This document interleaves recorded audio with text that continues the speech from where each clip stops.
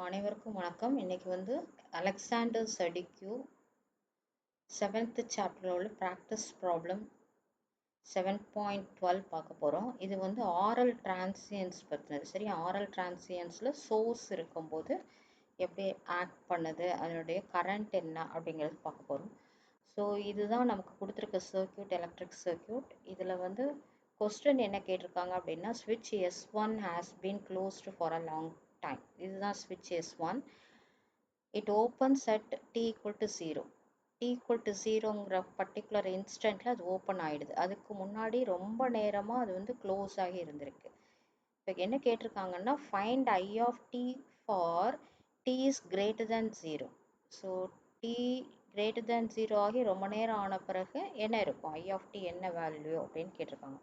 இந்த ஐ எங்கே அப்படிங்கிறது இங்கே மார்க் பண்ணியிருக்காங்க. இதுதான் ஐ ஆஃப் டி. அப்படின்னா இண்டக்டர் வழியாக ஃப்ளோ ஆகக்கூடிய கரண்ட் என்ன அப்படிங்கிறது தான் உங்களுடைய கொஸ்டின். ஓகே, ஸோ நம்ம வந்து இதை வந்து 3 கண்டிஷன்ஸில் நம்ம வந்து இந்த ப்ராப்ளத்தை வந்து சால்வ் பண்ணணும். 3 கண்டிஷனில் என்னென்ன இருக்குது அப்படின்னு சால்வ் பண்ணணும். ஓகே, இதுதான் நமக்கு வந்து இனிஷியல் கண்டிஷன். இனிஷியல் கண்டிஷன் என்ன அப்படின்னா, டி இஸ் லெஸ் தேன் 0வா இருக்கும்போது உள்ளது. இப்போ டி இஸ் லெஸ் தேன் 0 அப்படின்னா t equal to 0ல தான் ஓப்பன் ஆகுது. அப்போ லெஸ் தேன் 0 இவங்க கொடுத்துருக்க ப்ராப்ளம் படி க்ளோஸ்ட் ஃபார் அ லாங் டைம்னா ஸ்விட்ச் வந்து க்ளோஸ் ஆகிருக்குது. க்ளோஸ் ஆகிருக்குது அப்படின்னா இந்த பாத் கரெக்டாக ஷார்ட் சர்க்யூட் ஆகிருக்கும். அதைத்தான் நான் வந்து இங்கே ஷார்ட் சர்க்யூட் போட்டிருக்கேன். இந்த ஸ்விட்ச் இஸ் க்ளோஸ்ட். ஓகே, அதுக்கப்புறம் இண்டக்டர் என்ன ஆகும், ஃபார் அ லாங் டைம் ஸ்விட்ச் க்ளோஸ் ஆகிருந்ததுனால ஸ்டெடி ஸ்டேட் கண்டிஷனில் இருக்கும். ஸ்டெடி ஸ்டேட் லாங் டைம்னா ஸ்டெடி ஸ்டேட்டுக்கு வந்துடும். ஸ்டெடி ஸ்டேட்டில் வந்து அது ஷார்ட் சர்க்யூட்டாக ஆக்ட் ஆகும். அதனால இந்த எல்லோ கலர் லைன் போட்டிருக்கேன். இண்டக்டர் வந்து ஷார்ட் பார்த்து ஆக்ட் பண்ணுது. ஓகே, ஸோ இந்த ரெசிஸ்டர் ஏற்கனவே இருக்கக்கூடிய ரெசிஸ்டருக்கு அக்ராஸில் இந்த ஷார்ட் பாத் வந்ததுனால கரண்ட் மோஸ்ட் இது வழியாக தான் ஃப்ளோ ஆகும், இங்கே போகாது. ஸோ கரண்ட் ஃப்ளோ ஆகலைன்னா இது ஓப்பன் பாத் மாதிரி ஆயிடுது. அதே மாதிரி இங்கேயும் வந்து இந்த பாத் வழியாக தான் கரண்ட் ஃப்ளோ ஆக சான்ஸ் இருக்குது. இந்த பாத்தில் ஃப்ளோ ஆகாது. இந்த 10 ஓம் ரெசிஸ்டன்ஸ்லங்கிறதுனால அதுவுமே ஓப்பன் சர்க்யூட்டாக ஆக்ட் ஆகிடும். ஓகே, பிகாஸ் கரண்ட் எப்போவுமே வெரி சிம்பிளான ஷார்ட் பாத்தை தான் எடுக்கும். ஃபுல்லாகவுமே இங்கே வந்து ரெசிஸ்டன்ஸ் இல்லாமல் ஷார்ட் பாத் வந்துடுது. அதனால இந்த பாத் வழியாக கரண்ட் ஃப்ளோ ஆகிறதுக்கு தான் சான்சஸ் இருக்குது. இதுல எல்லாம் கரண்ட் ஃப்ளோ ஆகாது. சரியா, அதனால அது ரெண்டுமே ஓப்பன். ஸோ இப்போ நமக்கு இந்த ஒரிஜினல் சர்க்யூட் எலக்ட்ரிக்கல் ஈக்குவலண்ட்டாக பார்த்தோன்னா t equal to less than 0 கண்டிஷனில் இந்த மாதிரி இருக்கும். ஓகே, எல் வந்து ஷார்ட் சர்க்யூட் ஆகிருது, ஸ்விட்ச் வந்து க்ளோஸ் ஆகிருக்குது. அதனால ரிமைனிங் ரெசிஸ்டர்ஸ் வந்து ஓப்பனாக இருக்குது. இந்த கரண்ட் சோர்ஸ் வந்து அந்த கண்டிஷனில் சப்ளை பண்ணுது. சப்ளை பண்ணும்போது கரண்ட் வந்து இந்த பாத் வழியாக ஃப்ளோ ஆகும் through the inductor and the ஸ்விட்ச். ஓகே, இப்போ இருக்கிற 6 அது சப்ளை பண்ணுற எல்லா கரண்ட் 6 ஆம்ஸ் கரண்ட்டுமே இது வழியாக ஃப்ளோ ஆகிடுது. ஸோ இண்டக்டர் வழியாக ஃப்ளோ ஆகும். ஓகே, அப்போது டி இஸ் லெஸ் தேன் 0 அப்படிங்கிற கண்டிஷனில் இண்டக்டர் கரண்ட் ஐஎல் வந்து 6 ஆம்ஸ் அப்படின்னு நம்ம கண்டுபிடிச்சிருக்கோம். ஓகே, ஸோ இதுதான் நம்மளுடைய ஃபைண்டிங்ஸ். இப்போது சரி, நம்ம இப்போ செகண்ட் கண்டிஷனுக்கு போவோம்.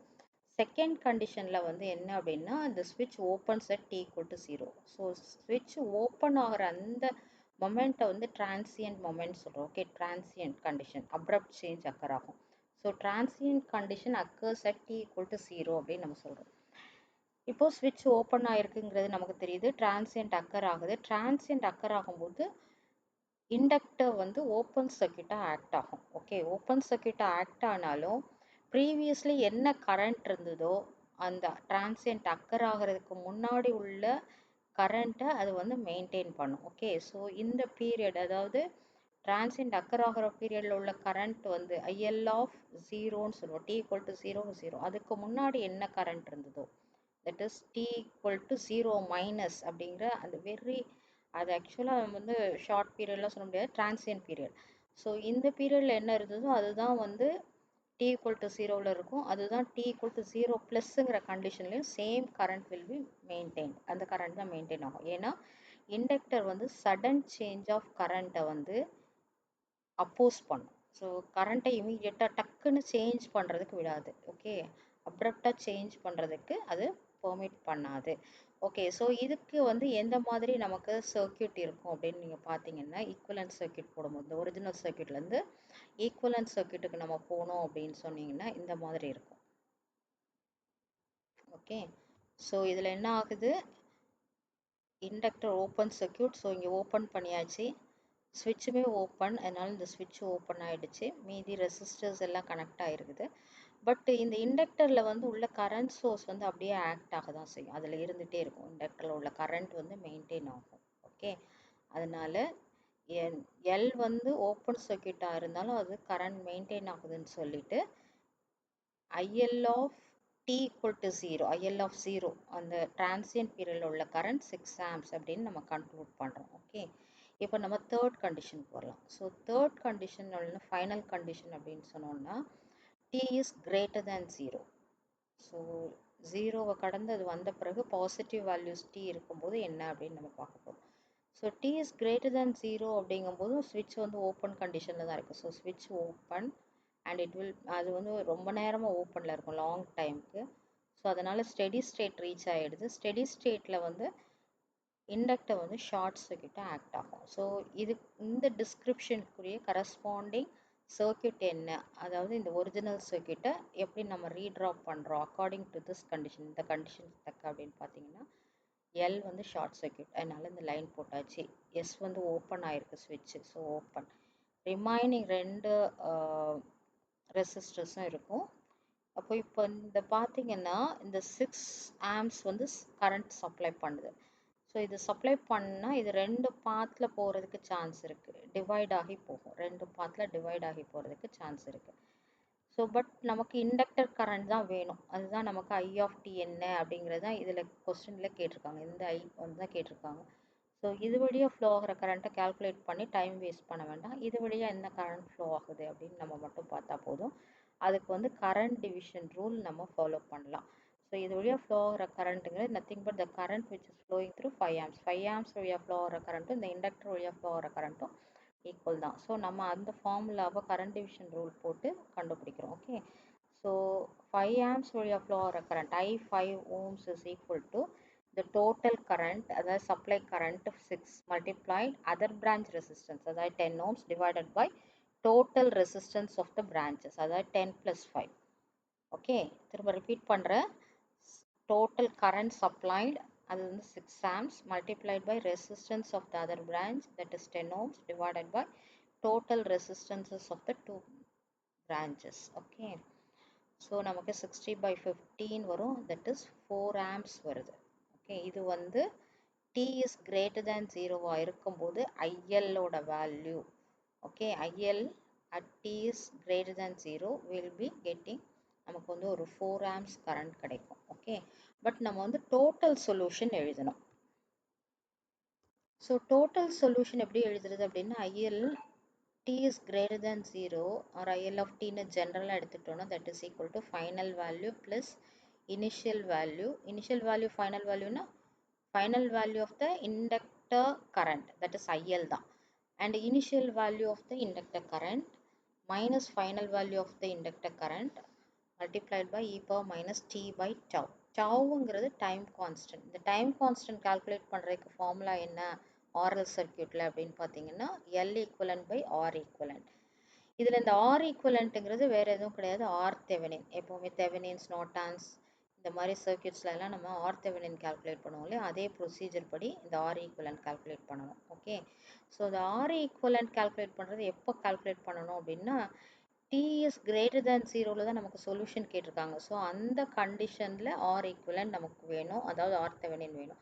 அப்போது இந்த ஒரிஜினல் சர்க்யூட்டை நம்ம வந்து ரீட்ரா பண்ணும்போது t வந்து க்ளோஸ் ஆகி ரொம்ப, அதாவது ஓப்பன் ஆகி ரொம்ப நேரமாக இருந்திருக்கும் ஸ்டெடி ஸ்டேட் கண்டிஷன், அதுதான் t is greater than 0. So open ஆனதுனால இந்த பொசிஷனில் ஓப்பன் பண்ணிட்டோம், ஸ்விட்சை வந்து ஓப்பன் பண்ணியாச்சு. அது போக இந்த ரெண்டு ரெசிஸ்டர்ஸும் இருக்கும்.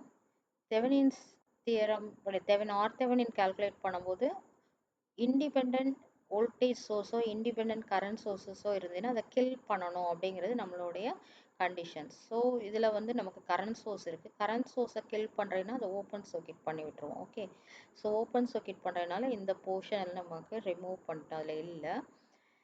நம்ம ஆர் ஈக்குவலன்ட் கண்டுபிடிக்கும் போது த்ரூ எந்த இதில் கேட்டிருக்காங்களோ அந்த வழியாக கண்டுபிடிக்கணும். ஸோ த்ரூ த இண்டக்டர் வழியாக லுக்கிங் இன்டு த இண்டக்டர் அப்படின்னு நம்ம சொல்லுவோம். ஸோ அப்போ அதை ஓப்பன் பண்ணிட்டு தான், அந்த டெர்மினல்ஸை ஓப்பன் பண்ணிவிட்டு அதுக்கு ஏபின்னு நேம் பண்ணிவிட்டு அது வழியாக வந்து நம்ம வந்து இம்பிடன்ஸ் கால்குலேட் பண்ணணும். ஓகே, ஆர் இன்புட் என்ன அப்படின்னு நம்ம பார்க்கணும்.